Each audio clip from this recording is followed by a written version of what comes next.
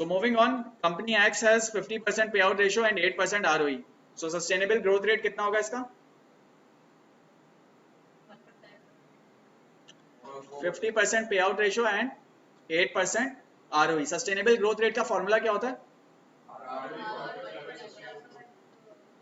ROE multiply by retention rate. So sustainable growth rate का formula होता है retention rate multiplied by ROE. Payout ratio is 50%, तो retention rate कितना होगा? 50%. Why? Because retention rate is 1 minus payout ratio. And ROE कितना है?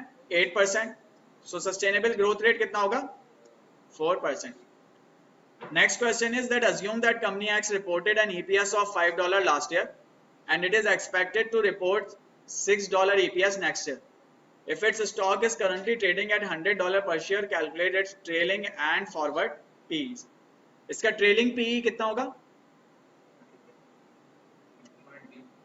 Sorry, 20.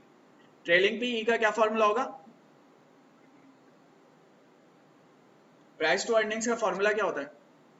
Price divided by EPS.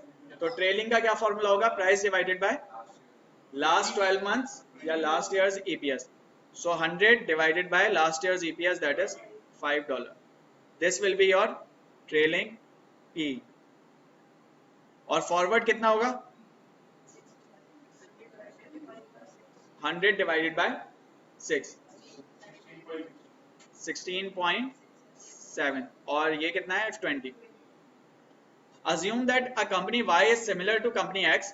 However, company Y is expected to post 8% annual growth over the next 5 years, while company X is expected to grow at 5% annually over the next 5 years. Company Y's forward PE is the same as company X. Is company Y overvalued or undervalued?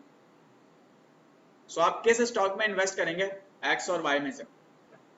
So आप किस stock में invest करते हैं जिसका PE generally कम होता है या पे जिसकी ग्रोथ ज्यादा होती है? अगर PE सेम है तो आप देखते हैं ग्रोथ किसकी ज्यादा है, और अगर ग्रोथ सेम है तो आप देखते हैं कि PE किसका कम है. और अगर दोनों चीजें डिफरेंट हैं तो आप देखते हैं पैग रेशो. सो इस केस के अंदर क्या है? PE सेम है दोनों का. So both have same PE, but growth जो है वो Y की ज्यादा है. सो अगर Y की ग्रोथ ज्यादा है और Y भी उतने का ही मिल रहा है जितने का X मिल रहा है, तो आपको किस में इन्वेस्ट करना चाहिए? Y में करना चाहिए. सो जिसकी ग्रोथ ज्यादा होगी, अगर उसका PE कम है, तो you will invest into that specific company.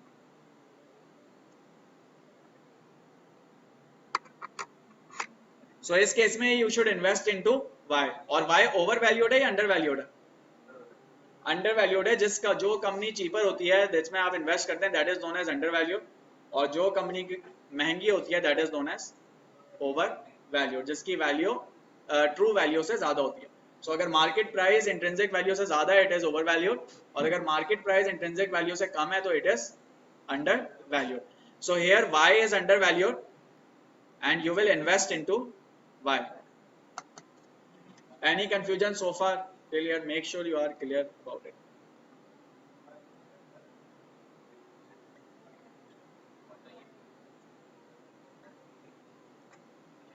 Okay, moving on. There are two companies, company X and Y. You have to calculate PAC ratio for X and Y. Please calculate. Company X का PAC कितना है? 1.9. और company Y का कितना है? 2.4. सो इन दोनों companies में से कौन सी ओवर वैल्यूड है? Y is over valued. क्यों? क्योंकि Y का PE with respect to 1% of growth ज्यादा है. So Y is over valued. So आप किस में इन्वेस्ट करेंगे?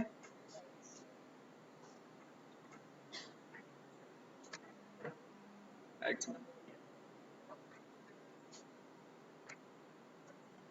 Okay, moving on. Estimate the intrinsic value of company's share using Gordon growth model with following assumptions. So आपको ये कुछ estimates दिए हुए हैं, assumptions दिए हुए हैं, and you have to find out the value of the company using Gordon growth model. So calculate करें. Gordon growth model का formula है next year's dividend divided by R minus G, that is cost of equity minus sustainable growth rate. Formula क्या है? Formula है D1 divided by R minus G. So current year का dividend कितना है? $5. Next year का कितना होगा? 5 into 1.15 that is 5.75. So next year का होगा 5 into 1.15. कॉस्ट ऑफ इक्विटी कितना है? 10% minus sustainable growth rate. Sustainable growth rate का फॉर्मूला क्या होता है? Retention rate into ROE. सो रिटेंशन रेट कितना है? पे आउट 60 है, सो रिटेंशन कितना होगा? 40. दैट इज 1 माइनस पे आउट.